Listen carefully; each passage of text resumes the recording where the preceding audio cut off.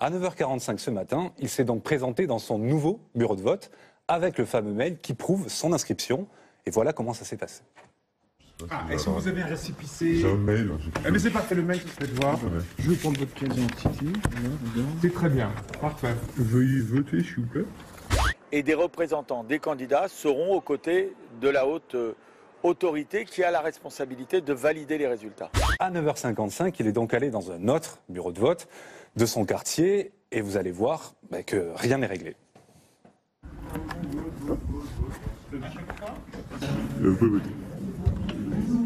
Nous avons 567 563 votants, ce qui représente une hausse de participation par rapport à la participation enregistrée la semaine dernière à la même heure sur le même nombre de bureaux de vote remontés d'un peu plus de 21%.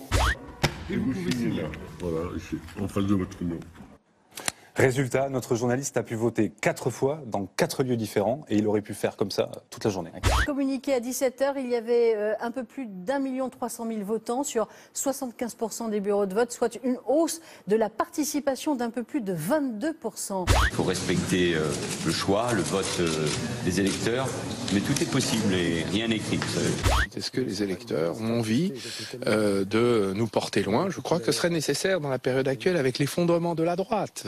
Sous les affaires de corruption. À travers Pénélope, on cherche à me casser. Moi, je n'ai peur de rien. J'ai le cuir solide. Pour Benoît Hamon, 58,65% des suffrages. Pour Manuel Valls, 41,35% des suffrages. Benoît Hamon est désormais le candidat de notre famille politique. Et il lui appartient de mener à bien la belle mission du rassemblement. Je veux lui souhaiter bonne chance pour le combat qui est devant lui. Dès lundi, je proposerai donc à tous les candidats à cette primaire, mais aussi à tous ceux qui se reconnaissent dans la gauche et l'écologie politique, en particulier Yannick Jadot et Jean-Luc Mélenchon, de ne penser qu'à l'intérêt des Français au-delà de nos personnes. Ils ont le droit de gonfler leurs urnes si ça leur plaît, que ça leur convient, et la preuve que ça leur convient, c'est que personne ne dit rien.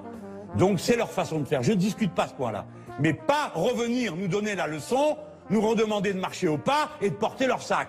Devant 15 000 témoins, je veux dire à Pénélope que je l'aime et que je ne pardonnerai jamais à ceux qui ont choisi de nous jeter au loup. Sourire crispé, Manuel Valls a déjà dit qu'il ne ferait pas campagne pour Benoît Hamon. 2 fois, il va caser ce geste, les 5 doigts écartés. Est-ce pour dire rendez-vous dans 5 ans? Dans le débat, c'est ça qui fait le succès de Benoît Hamon. C'est que Benoît Hamon, il a travaillé, il a quelques idées, on est d'accord ou pas d'accord, mais il a au moins des idées. Vous êtes engagé à ne plus critiquer le bilan du gouvernement et l'action du gouvernement. Je suis, quels que soient les talents de Bernard Cazeneuve, il ne m'a pas converti à la loi travail en 3 minutes, donc, ou en 1h30 en l'occurrence. On a le sentiment qu'il y a un espace pour une force centrale. Réformiste dans ce pays. Et elle peut passer par Emmanuel Macron. Et bien sûr qu'elle peut. Aujourd'hui, oui. Il faudra qu'il tranche, Emmanuel. Est-ce qu'il est de droite, est-ce qu'il est de gauche? C'est un peu un clignotant. Un jour de droite, un jour de gauche. J'aimerais savoir s'il est de gauche, on discutera. S'il ne l'est pas, on ne discutera pas. L'une des oratrices du meeting de François Fillon qui a dit c'est Acron. Oui, c'est vrai, c'est Hamon et Macron. C'est Acron qui va représenter la gauche. Une double audition depuis le début de l'après-midi. D'un côté, l'ancien Premier ministre, de l'autre, son épouse Pénélope, séparément. Je vais être provocateur. Allez-y. Il dirait, François Fillon, devant tout le monde, elle ne faisait que repasser mes pantalons, qu'on ne pourrait rien lui reprocher. Parce que c'est dur à faire passer. C'est dur à faire passer, c'est de l'argent public. C'est dur à faire passer. J'ai parlé 30 secondes. J'ai parlé sur le plan juridique. Ce qui circule, c'est que François Fillon aurait travaillé pour des sociétés russes. Je ne sais pas si c'est vrai. Mais c'est ce qui circule. Et moi, je veux qu'il Qu'est-ce que vous lui demandez ce matin? Les noms des clients de sa société? Bien sûr. Est-ce qu'il va rendre public les contrats passés par sa société de conseil, 2F Conseil, entre 2012 et 2015? Est-ce qu'on va connaître le nom des clients? Si là, c'est lui qui dit à la tribune, j'ai rien à cacher. Donc allons-y.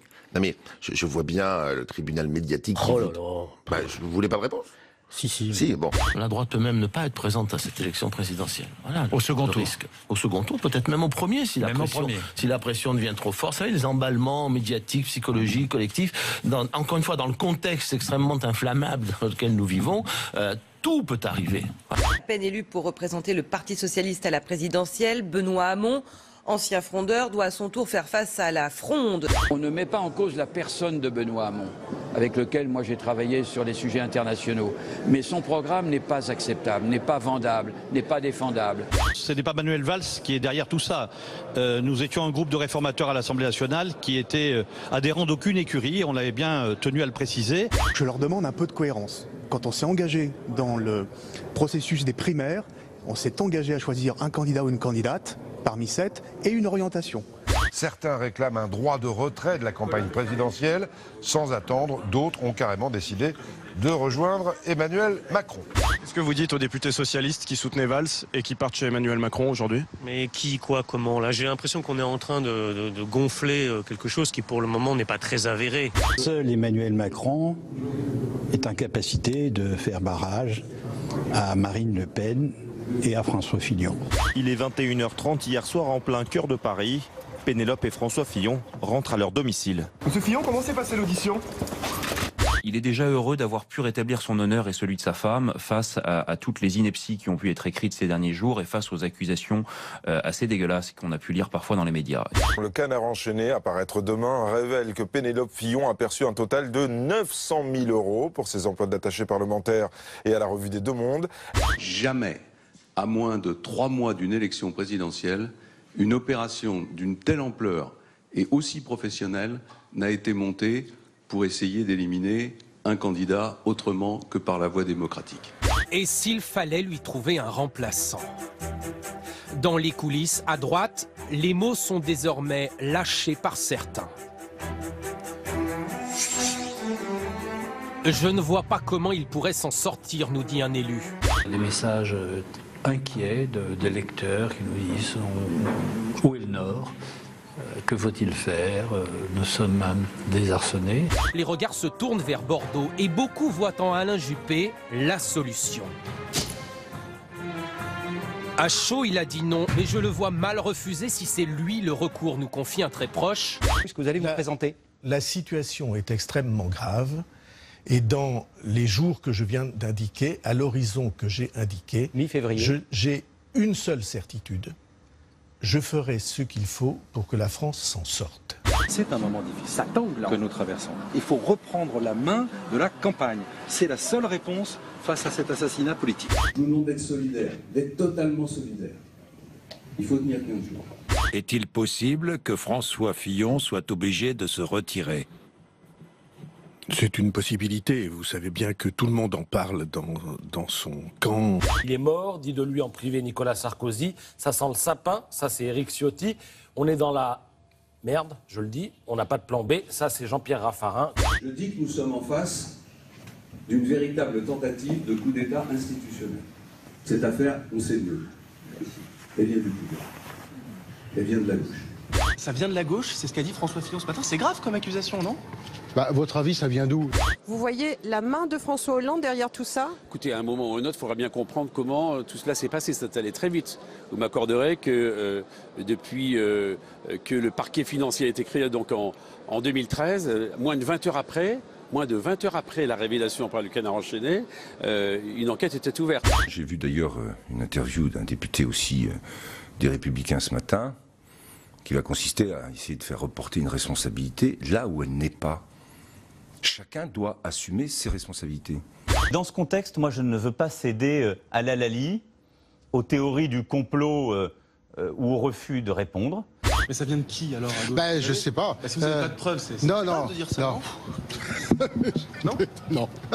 Luc Ferry se risque même à proposer un plan B. Soyons clairs, qu'on le veuille ou non, Juppé est désormais le seul en France à être certain de battre Le Pen. Tout autre est risqué.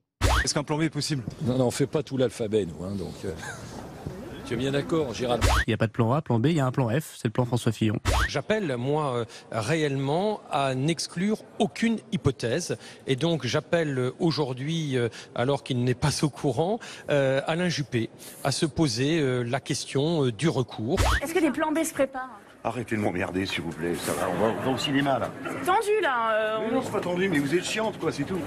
François Baroin s'attire les faveurs des fillonistes. Un nom de domaine a même été déposé, barouin2017.fr. tout comme pour le sarkozyste Laurent Wauquiez. Pas question, et mon soutien à François Fillon est plein et entier total. Merci. Quand on choisit d'être candidat à l'élection présidentielle, on ne vient pas se plaindre ensuite de la violence des attaques. On les accepte comme malheureusement des scories de notre système démocratique et on les affronte. Il n'y a pas de plan B. On gagnera, on perdra avec lui, il n'y a pas de plan B. François Fillon est candidat et donc pour moi la question ne se pose pas.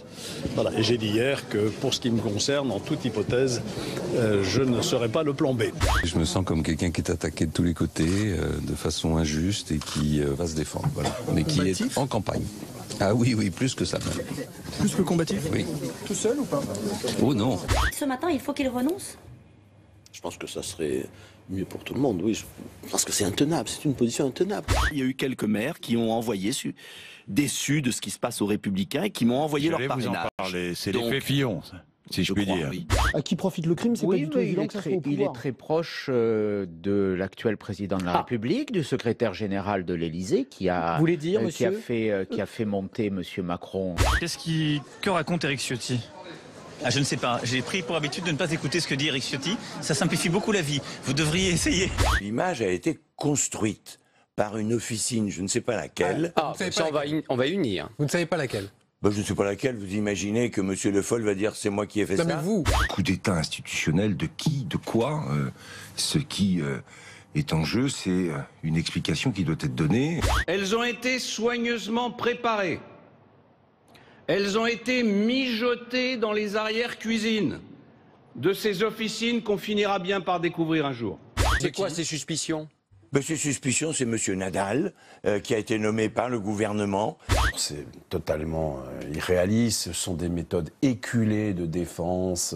Il ne mérite plus son investiture. Georges Fenech, il va être sanctionné selon nos confrères d'RTL. Est-ce qu'il fait du sabordage ? Je ne partage pas son analyse. Moi, tous les parlementaires que j'ai croisés après ma prise de position hier m'ont tous remercié.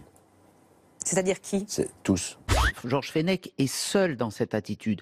Aujourd'hui, il est seul à parler peut-être aussi. Plus de 200 parlementaires ont signé la tribune qui est dans le Figaro ce matin. Donc oui, je pense qu'il doit être sanctionné. Je ne vois pas d'autre solution que notre formation politique relégitime quelqu'un pour porter ce projet qui aujourd'hui n'est pas défendable. Pénélope Fillon va répondre à la question que tout le monde se pose. Je n'ai jamais été son assistante ou quoi que ce soit de ce genre. Je ne m'occupe pas non plus de sa communication. Si c'est tout ce qui doit ressortir ce soir d'Envoyé spécial, je ne sais pas si le temps du service public sera parfaitement employé avec cette émission. Qu'est-ce que vous dites aux gens qui ont voté pour vous à la primaire et qui vous demandent aujourd'hui de laisser tomber ? Merci. Laissez donc tomber vous.